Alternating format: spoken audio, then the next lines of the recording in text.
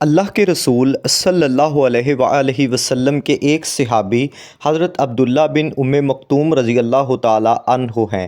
آپ اصحاب صفہ میں شامل ہونے والے نابینا صحابی ہیں۔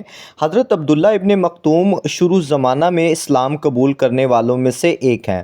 مدینہ منورہ میں حضرت بلال حبشی رضی اللہ تعالی عنہ حضرت سعد کے ساتھ آپ صلی اللہ علیہ وآلہ وسلم مؤذن بھی تھے۔ بچپن میں آنکھوں کی بینائی چلی گئی تھی۔ حضرت ابن مکتوم ان خوش نصیب فرزندان اسلام میں سے ہیں جنہوں نے شروع زمانہ میں اسلام کے لیے مدینہ منورہ کی جانب ہجرت کی۔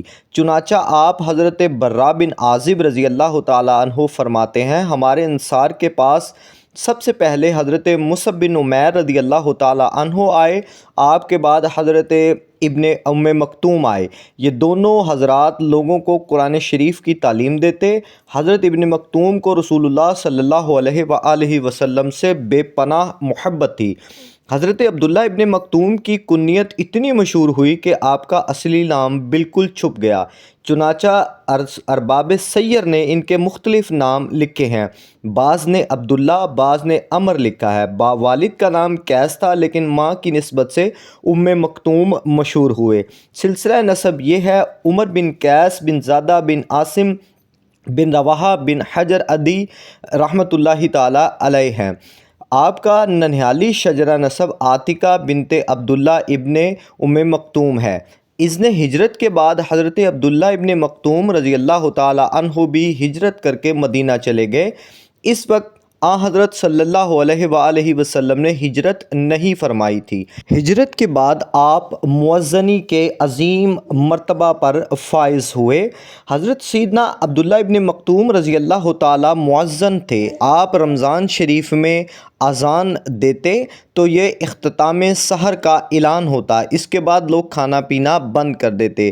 حضرت ابن مکتوم رضی اللہ تعالی عنہ کا سب سے بڑا ترہ امتیاز یہ ہے کہ ان کو 13 مرتبہ نبی علیہ السلام کی نیابت کا اعزاز ملا، جس میں وہ مسجد نبوی کی امامت کرتے تھے۔ اس کے علاوہ قرآن مجید کے حافظ تھے اور مدینہ آنے کے بعد لوگوں کو قرات سکھاتے تھے۔ حضور اکرم صلی اللہ علیہ وآلہ وسلم کے فیض صحبت سے، احادیث سے بھی ان کا دامن خالی نہ رہا۔ مدینہ کے بعد غزوات کا سلسلہ شروع ہو گیا، لیکن عبداللہ ابن مکتوم اپنی مجبوری کے باعث جہاد کی شرکت سے معذور رہا کرتے تھے۔ جب قرآن مجید کی یہ آیت نازل ہوئی، ترجمہ یعنی وہ مسلمان جو گھروں میں بیٹھے رہتے ہیں وہ رتبہ میں مجاہدین فی سبیل اللہ کے برابر نہیں، اور حضرت صلی اللہ علیہ وآلہ وسلم جب کاتب وحی حضرت زید بن ثابت سے اس کو لکھانے لگے تو عبداللہ ابن مکتوم رضی اللہ تعالی عنہ بھی پہنچ گئے اور عرض گزار ہوئے، یا رسول اللہ صلی اللہ علیہ وسلم، اگر مجھ کو جہاد کی قدرت ہوتی، اس کے لائق ہوتا تو میں بھی شرف جہاد حاصل کرتا۔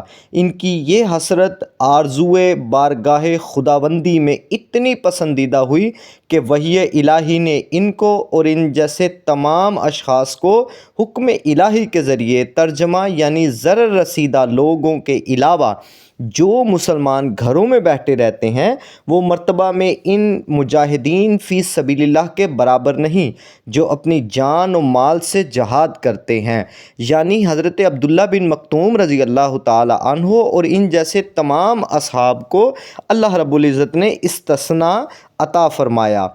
حضرت صلی اللہ علیہ وآلہ وسلم کی وفات کے بعد آپ خلافت فاروقی رضی اللہ تعالی عنہ کے اختتام تک ان کے حالات پردہ خفا میں رہے۔ صرف اس قدر پتہ چلتا ہے کہ جنگ قادسیہ میں علم بلند کیے ہوئے ذرا بختر لگائے میدان کارساز میں کھڑے تھے۔ واقدی کے بیان کے مطابق ان کی وفات مدینہ منورہ میں ہوئی، لیکن زبیر کی روایت کے مطابق جنگ قادسیہ میں شہادت پائی۔ اکثر ارباب سیر اسی روایت کو صحیح سمجھتے ہیں۔ صحابہ انسائکلوپیڈیا کے سامعین، آپ میرے چینل کو سبسکرائب کیجئے، لائک کیجئے اور اپنی قیمتی آراء سے آگاہ کیجئے۔ اگر مجھ سے کوئی غلطی ہوئی میں اللہ کے حضور معافی کا طلبگار ہوں۔ السلام علیکم ورحمۃ اللہ وبرکاتہ۔